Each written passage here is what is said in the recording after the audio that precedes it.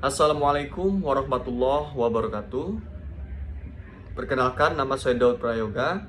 Nomor NPM 2021030420. Dengan mata kuliah Fikih Jinayah dan dosen pengampu Bapak yang terhormat Dr. Ahmad Ihwani LCMA. Pertama-tama, puji syukur atas kehadiran Allah Subhanahu wa Ta'ala, yang mana pada kesempatan kali ini kita semua masih diberikan kesehatan jasmani maupun rohani kepada kita semua, sehingga kita masih bisa berkumpul menyimak presentasi makalah yang saya perbuat. Salawat beriring salam, tak lupa pula kita sanjungkan kepada baginda Nabi kita, Nabi besar Nabi Muhammad Sallallahu Alaihi Wasallam, yang telah membawa kita dari alam kegelapan menuju alam terang-benderang, yang kita nantikan syafaatnya di yaumil kiamat kelak. Amin ya rabbal alamin. Baik, di sini saya akan mempresentasikan hasil kerja saya, makalah yang berjudul Jarima Pemberontakan atau Al-Baghyu.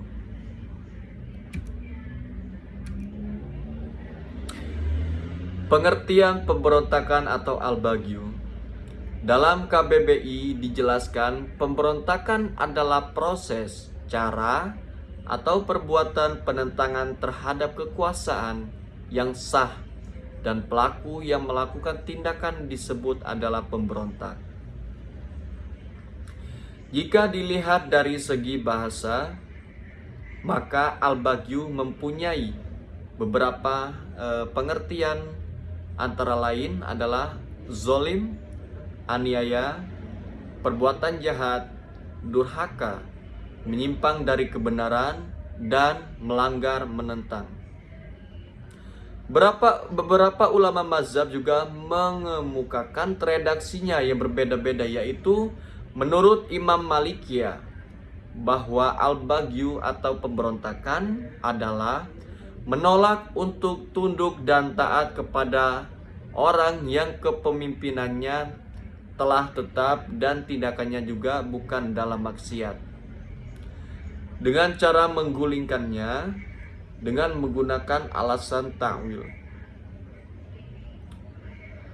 Menurut Imam Hanafiyah memberikan pengertian Al-Baghyu atau pemberontakan itu sendiri adalah keluar dari ketaatan kepada imam atau kepala negara yang benar, yang sah, dengan cara yang tidak benar.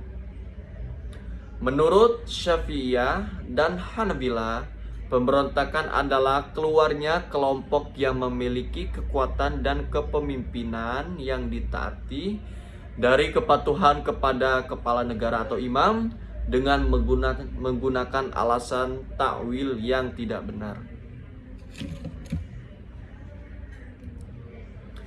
Dasar hukum jarima pemberontakan Al-Baghyu atau Al-Baghyu.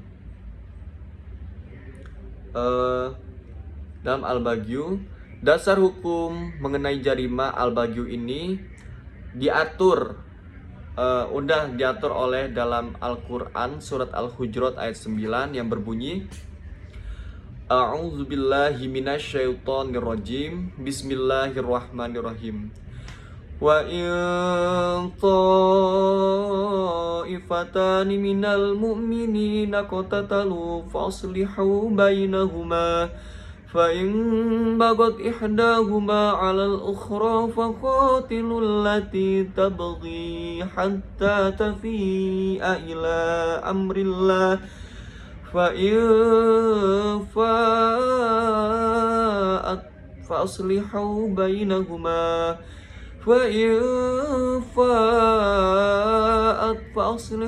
بَيْنَهُمَا بِالْعَدْلِ وَأَقْسِطُوا Innallaha yuhibbul muqsitin.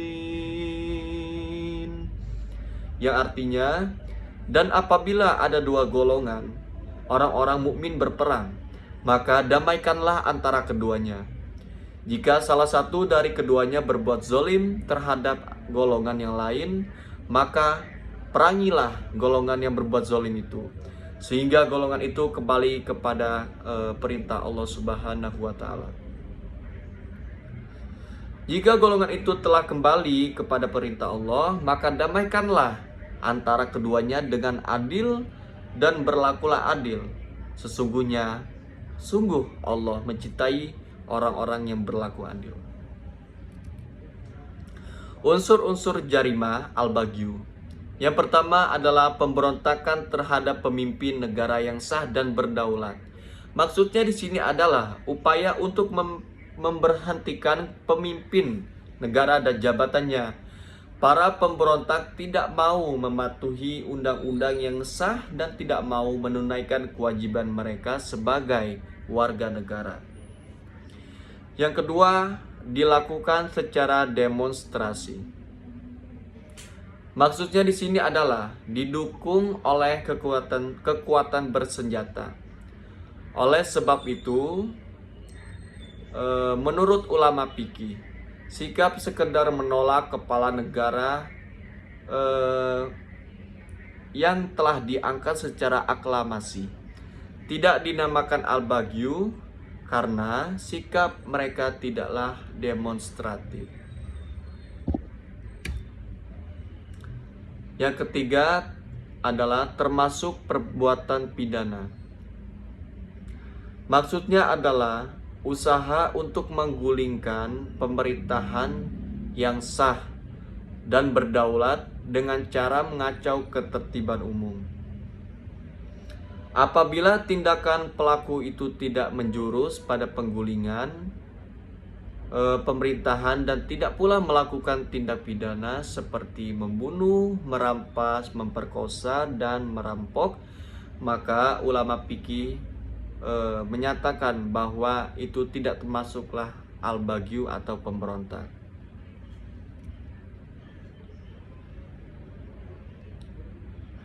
Hukuman terhadap pemberontak. Jarimah al-baghyu termasuk ke dalam kategori hudud. Kejahatan dalam kategori ini didefinisikan sebagai kejahatan yang diancam dengan hukuman had, yaitu hukuman yang ditentukan kadarnya sebagai hak Allah. Dalam definisi ini, hukuman yang ditentukan berarti bahwa baik kuantitas maupun kualitasnya ditentukan dan ia tidaklah mengenal tingkatan tersebut.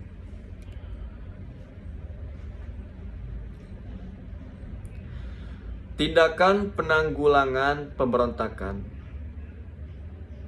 Penanggulangan jarimah pemberontakan atau al-baghyu dapat ditempuh dengan 3 cara. 3 cara yaitu yang pertama adalah cara pertama yaitu tindakan preventif, yakni tindakan yang bertujuan untuk mencegah timbulnya pembangkangan.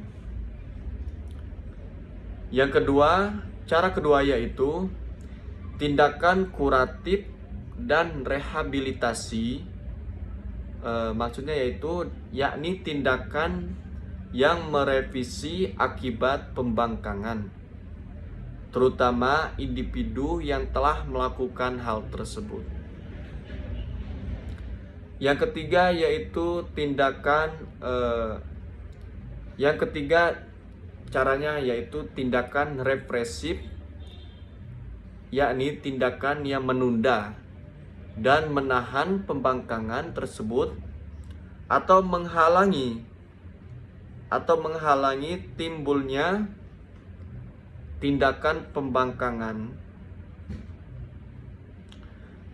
pembangkangan. Tindakan represif di sini bersifat mengatasi pelaku pembangkangan.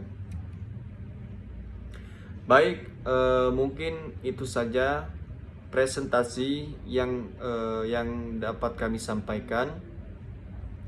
Bila banyak kekurangannya, saya mohon maaf, dan kepada Allah saya mohon ampun. Dan bila juga ada kelebihannya, itu datangnya dari Allah Subhanahu wa taala. Saya mohon pamit dan undur diri. Saya akhiri. Billahi taufiq wal hidayah. Wassalamualaikum warahmatullahi taala wabarakatuh.